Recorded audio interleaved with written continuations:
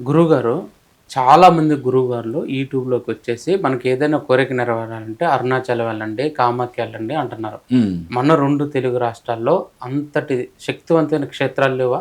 మన కోరికలకి అంత దూరం వెళ్ళాలా? హ్మ్. అంటే ఇప్పుడు నువ్వు అడిగిన క్వెషన్‌లో నాకు యాంబిగిటీ కనిపించింది. హ్మ్. అంటే నువ్వు అరుణాచలం క్షేత్రం మహత్యం కాదంటావా? లేపోతే కామాఖ్య మహత్యం లేదంటావా? హ్మ్. ఓకే. మన తెలుగు రాష్ట్రాల్లో కూడా అటువంటి క్షేత్రాలు ఉండి ఉండొచ్చు. ఓకే. ఒకటే గుర్తుపెట్టుకో. మన తెలుగు ప్రజలు, తెలుగు ప్రజలే కాదు హిందువుల యొక్క మెయిన్ ఇంటెన్సిటీ ఎప్పుడైనా చూసుకో నువ్వు. హ్మ్. మరి మన సౌత్ ఇండియన్స్ ఎక్కువ. ఓకే. ఓకే. మనకి దూరపు కొండలు నునుపబ్బా. అవును. ఓకే. దూరంగా ఏదన్నా అక్కడ ఏదో జరుగుతుంది, అక్కడ చాలా అద్భుతం అంటే పరిగెత్తుతారు. అవును. ఎక్కడైనా చూడు. నార్త్ ఇండియన్స్ కన్నా సౌత్ ఇండియన్స్ చాలా ఎక్కువ వెళ్తారు. దాంట్లో తెలుగు వాళ్ళు మరీ ఎక్కువ. అవును.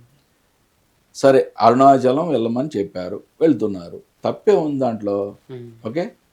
అంటే అటువంటి క్షేత్రం ఉంటే 100% ఉన్నాయి. ఎందుకు లేవు?